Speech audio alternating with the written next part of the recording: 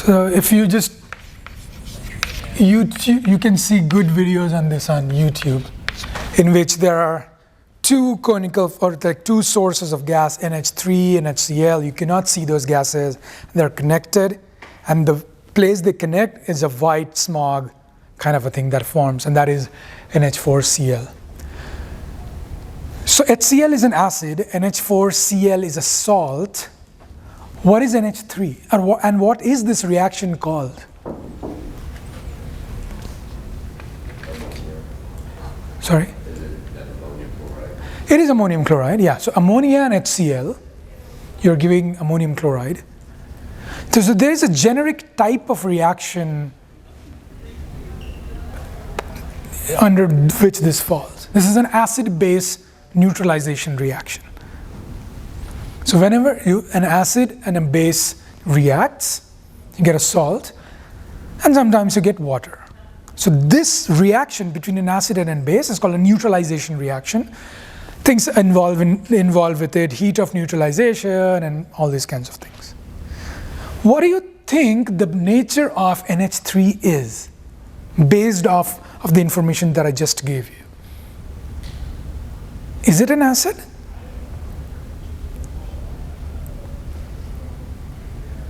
Is NH3 behaving as an acid? What is HCl? So the name is hydrochloric acid.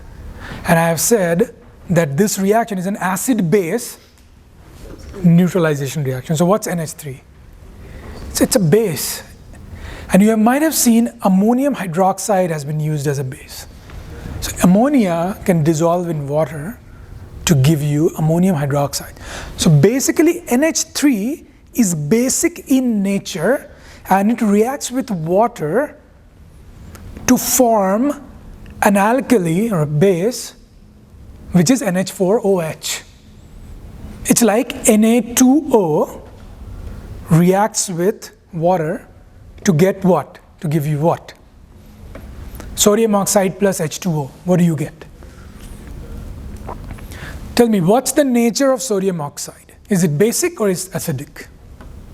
Sodium oxides. On the left-hand side, you have all these metals. So what's the nature of sodium oxide? Should it be basic or acidic? Metals form what kinds of oxides? Basic or acidic? Take a guess and write the equation. So write Na2O plus H2O and put an arrow and think. It's your copy. No one is going to see. Na what? Na2? Na what? Na2O plus H2O. You're getting a chunk of sodium oxide plus you're dipping it in water.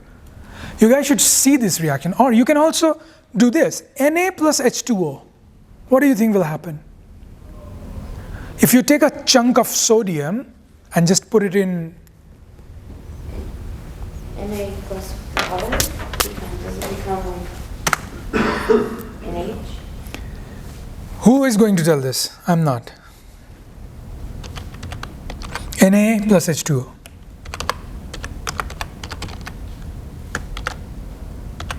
Come on, guys. Take a guess. I'm not penalizing you for taking a wrong guess.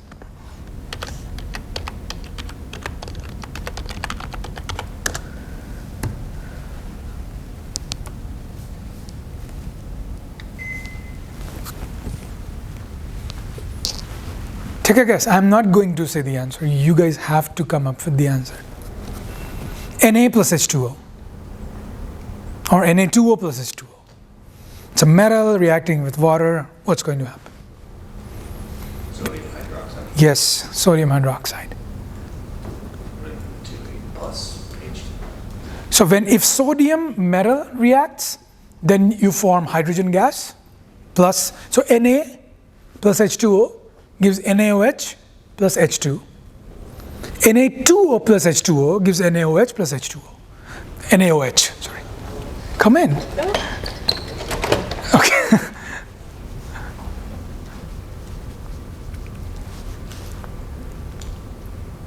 Does it make sense? It should fit, guys, it should fit. The metals, when they're reacting with water, you have to understand that that is forming a base. At this point, you have to convince yourselves that that is happening. And I'll show you a reaction.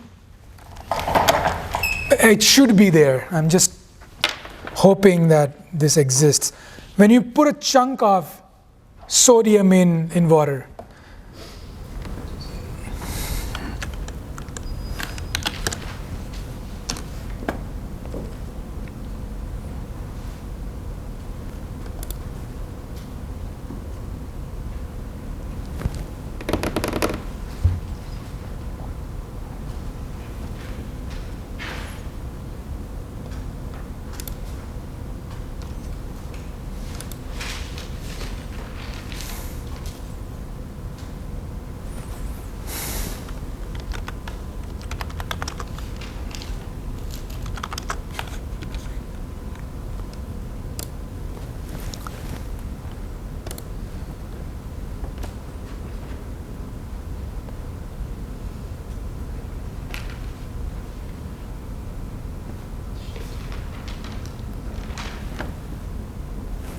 this. So this is a chunk of sodium, okay? And this is being stored in what? What do you think this is stored in? It is so reactive, sodium, sorry? Do you think you will store sodium in acid? What's going to happen? It will, if sodium is a very reactive metal. I think this is potassium or sodium. So it looks like potassium, the color. Sodium is yellow in color, basically. This looks more like potassium, but I might be wrong. Sodium is more like cheese. It looks like cheese. It's like yellow in color. It looks more like that. And it is not stored in water. And why do you think you are storing in some kind of a liquid? Yes, it is so reactive that if you put a chunk of sodium in here, it will react with the air. It is so reactive. It will form sodium oxide. So Na plus O2 will give you Na2O. I'm not balancing, but basically, so it is so reactive. But iron, if you keep a chunk of iron in here, it's not that reactive. Same goes for aluminium. In India, we call it aluminium, and in here you're missing like an I. Aluminum. So it's not that reactive. But this thing is, and that is why you store it in kerosene or some kind of like fluid that doesn't react with it and protects it from getting oxidized from the ambient oxygen. Would you put it in like a base then? Like liquid that's a base? What is a base? You can put it in a base, but like I would want to put it in something which is non-corrosive. Bases are corrosive. When I was a kid, I thought that bases are not that, acids are the real deal. No, I mean bases are corrosive. They can actually be harmful to your skin, sometimes more than acids. It depends on the concentration and the reactivity, right? So this is being stored in some form of, I don't know if I can get this out.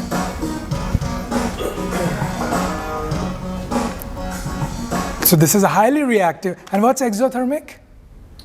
Heat releasing, so it's a lot of heat coming out, okay? I don't know what that is. No.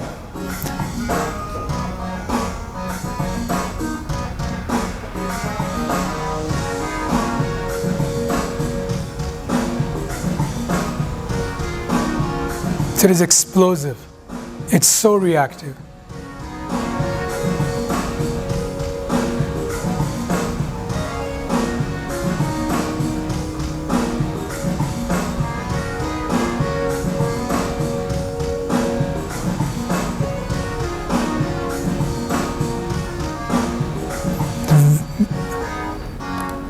Very dangerous set of reactions, sodium and H2O and these kinds of things. Really reactive.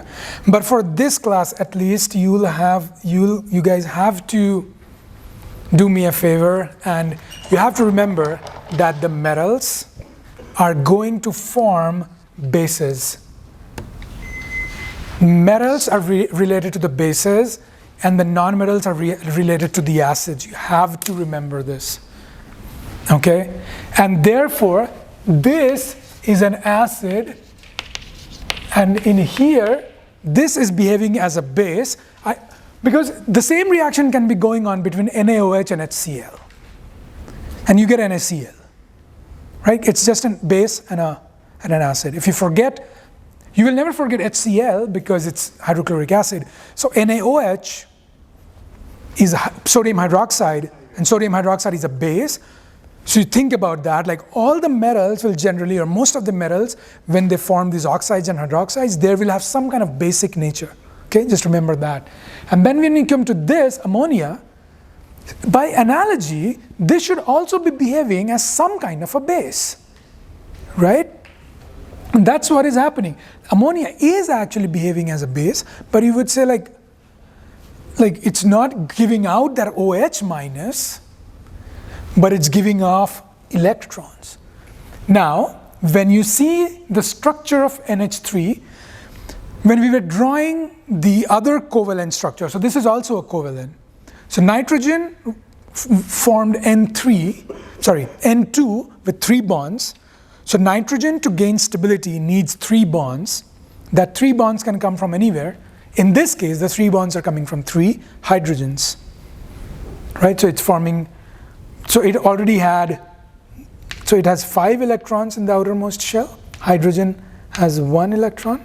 So nitrogen has 1, 2, and 3, and there are 2 lone pair of electrons. So these are bond pair of electrons. These are lone pair of electrons. The lone pairs are very reactive. And why is that?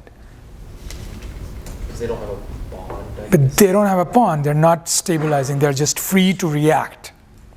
So the lone pairs are reactive. You have to keep in mind. Anytime you have a lone pair, pay very close attention to it, because that is the seat from where reactions are going to happen. Anywhere you have a minus sitting, that's the point where, and for that matter, anywhere you have a plus sitting, like a plus charge, is going to be reactive. Nature does not like all these charges, and that is why you do not have charged species anywhere. Because it does not like charge. I mean, it's reactive. So basically, when it has a charge, it will react with something with the opposite charge and stabilize itself.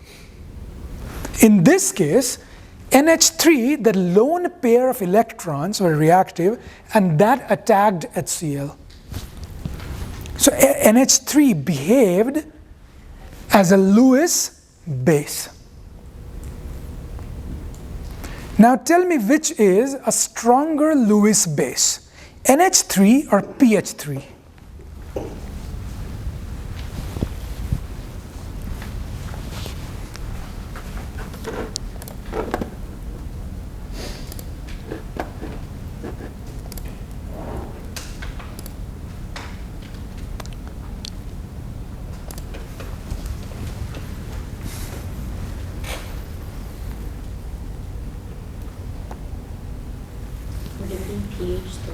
Why?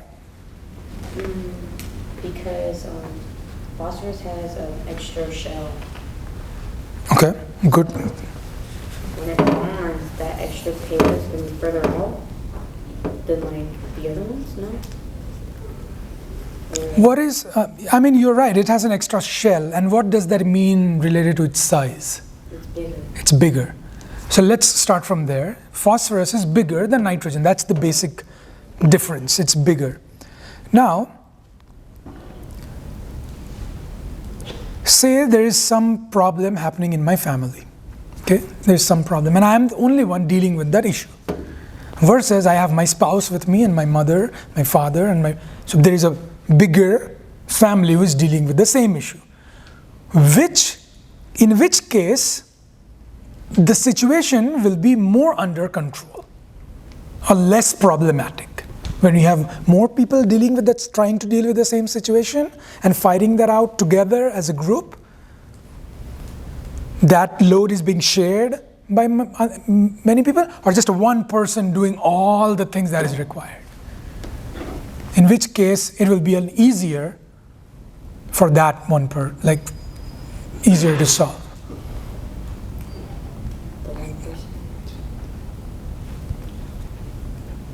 Family sharing the load will, I think, will make things easier, right? Because the same problem is being shared, and so that they can deal with the problem together. For example, have you, like Harry Potter? Okay. So when Harry Potter had this Horcrux, the locket of, I don't know, whose locket was that? Oh, you guys are not Harry Potter fans? I've never seen the show, I've never seen the movie. Oh my God! Oh my God! Sorry. I'm a Slytherin, by the way, so I'm a proud Slytherin. I get confused, I try to watch and I get Okay. So for the rest of the magical folks, so Muggle. So there was this thing in which there was a Horcrux, and think of it as an object which was which had a negative power. So we are discussing Harry Potter actually. So so there was a negative power associated with that locket, and that locket, if you put it on for a long period of time, it messes up with your head, it makes you angry and all this. So the trio in between them shared the load. Okay, sometimes I'll wear it, sometimes you, so the group survives. Okay, so the same problem is being shared by multiple people, and it makes it easier for the group to survive. Imagine the negative charge, and this will become apparent if you guys look into resonance structures and things like that in organic chemistry. One negative charge, when it is concentrated on one element, makes it very reactive. Because that negative charge is reactive, and that negative charge is just sitting on one element. On the contrary, if that negative charge is being shared between multiple elements, it makes it much easier. I think of it as in that way, that it's about the charge density. You have a charge, but when the same charge is distributed in a bigger volume, when the charge density decreases, the reactivity also decreases. So, charge density, and what is charge density? Is charge by the volume. When the charge density increases, reactivity, what happens to the reactivity? Increases. So in here, between NH3 and PH3, which has a greater charge density? NH3, because it's one pair of lone pair of electrons on this and this. So the problem thing is that the reactive thing is just that lone pair, but that lone pair is distributed in a bigger sphere, in a bigger atom. So the reactivity, like the charge density, is less in phosphine, PH3. The charge density is less, so reactivity is less, and the charge donation capacity is called the basicity, Lewis basicity. So the more charge you can give, the more Lewis base character you have. So in this case, PH3 is not that reactive because that same charge is being distributed on a bigger volume. So it's not that reactive, it's not going to give that electron, so it is less basic. Right?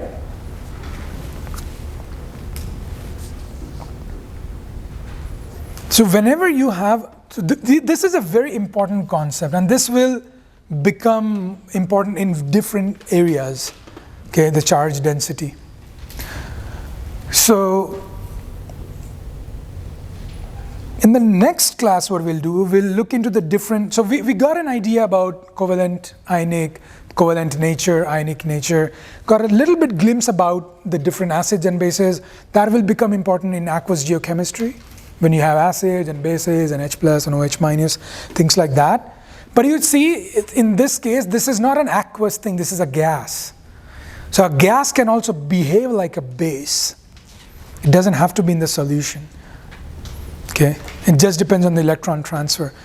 So we'll look into the different kinds of interactions, London dispersive forces, and there are some weird interactions. So these, not as strong as these, some lower level interactions, and we'll go and learn about those things in the next class, and we'll learn about a little bit about hybridization as well. Thank you. So the people who have not submitted the assignments, please do it now. And this is an assignment, the next assignment, which is due not 2 weeks from now, but 12 days from now. Thank you.